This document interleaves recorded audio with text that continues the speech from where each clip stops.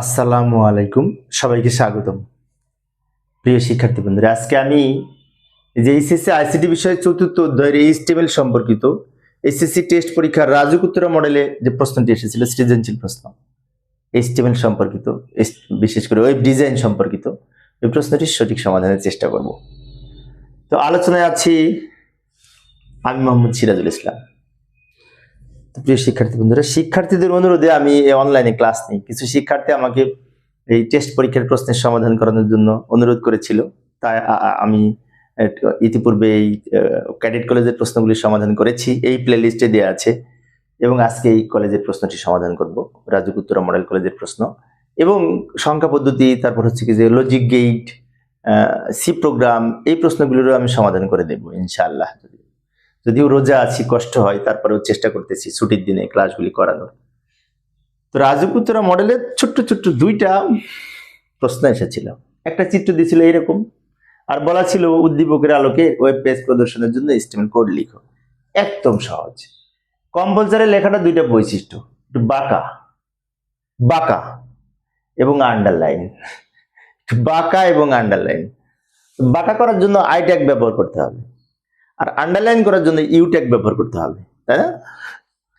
যা আগে শুরুটা তো করি, শুরু করতে হবে তো আমাদের এই ডক টাইপ HTML দিয়ে। ডক টাইপ HTML দিয়ে শুরু করব। ডক টাইপ HTML দ্বারা ডকুমেন্ট টাইপ HTML বোঝায়। এরপরে HTML এর ওপেনিং ট্যাগ লিখব, বডির ওপেনিং ট্যাগ লিখব।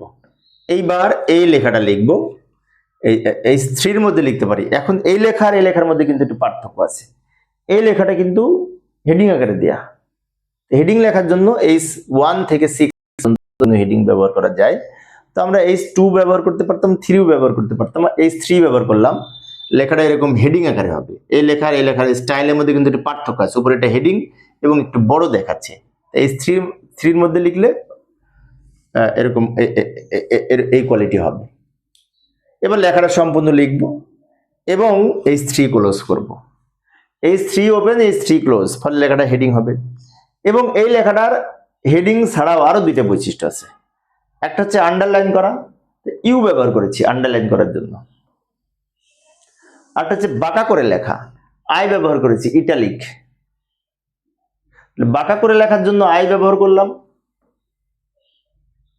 আন্ডারলাইন করার জন্য ইউ ব্যবহার করলাম। আর লেখাটা হেডিং আকারে প্রকাশ করার জন্য H3 ব্যবহার করেছি। H2 ব্যবহার করলে এর চেয়ে একটু বড় হতো, 1 ব্যবহার করলে আরো বড় হতো, তাই না? H4 ব্যবহার করলে আরো ছোট হতো। H1 থেকে 6 ছয় ধরনের হেডিং আছে।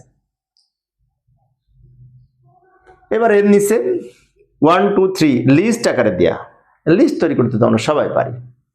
এবং এটি অর্ডার লিস্ট, 1 2 3 না, অর্ডার লিস্ট। তো অর্ডার লিস্টের জন্য OL ট্যাগ ব্যবহার করব। এখানে অনেক শিক্ষার্থীর মনে হতে পারে টাইপ সমান অনেক সময় লিখি না, এখানে টাইপ সমান কিছু লেখা লাগবে না। OL দিলেই এরকম 1 2 3 সিরিয়াল হবে, কারণ OL এর বাই ডিফল্ট আউটপুট হচ্ছে 1 2 3। তাই যেহেতু 1 2 3 আছে, তাই শুধুমাত্র OL লিখলেই হবে।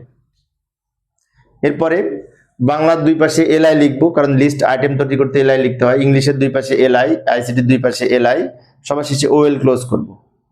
এরপরে বডি ওপেন ছিল, বডি ট্যাগ ক্লোজ করব। HTML ওপেন ছিল, HTML ট্যাগ ক্লোজ করব। অনেক সহজ, তাই না? তো রাজুকুত্তরা মডেলে আর একটা প্রশ্ন এসেছিল, এটা তো গ ছিল, তাই না? ঘয়ের জন্য আর একটা প্রশ্ন ছিল, সেটার সমাধান করাবো এখন।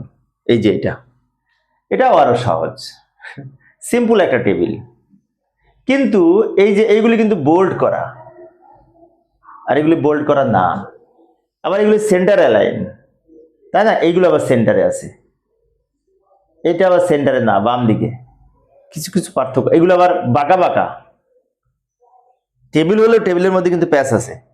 ভাবছো দেখে মনে হচ্ছে সহজ, না, টেবিল সহজ, কিন্তু সহজের মধ্যে একটু ক্রিটিক্যাল আছে। সেটা হচ্ছে এইগুলি বোল্ড করার জন্য, আন্ডারলাইন বোল্ড করার জন্য আমরা এই TH ট্যাগ ব্যবহার করব, TH টেবিল হেডিং ট্যাগ। আর এইগুলি আবার বাঁকা করার জন্য TDর মধ্যে যখন এটা লিখবো তখন আই ট্যাগ ব্যবহার করবো, তাহলে ইটালিক আকারে বাঁকা হবে। আচ্ছা, এইখানে আবার সেন্টার অ্যালাইন হবে না, এগুলোতে আবার সেন্টার অ্যালাইন হবে, মাঝখানে লেখা প্যাচ আছে। যাই সমাধান করার চেষ্টা করি। প্রথমে আমরা কি করব, ডক টাইপ এইচটিএমএল দিয়ে শুরু করব। এই এইচটিএমএল এর ওপেনিং ট্যাগ লিখবো, বডির ওপেনিং ট্যাগ লিখবো। আচ্ছা, এই কয়েকটা ট্যাগ কিন্তু প্রত্যেকটাতেই সেম হয়, তাই না? ডক টাইপ এইচটিএমএল লিখেছি HTML5 ভার্সন নির্দেশ করার জন্য। আচ্ছা, এরপরে আমরা টেবিল তৈরি করার জন্য লিখবো টেবিল বর্ডার সমান 1 লিখবো, সেল স্পেসিং 0 লিখবো।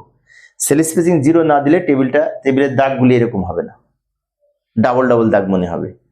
তাই আমরা এই ধরনের দাগ দেওয়ার জন্য সেল স্পেসিং 0 ব্যবহার করতে হবে।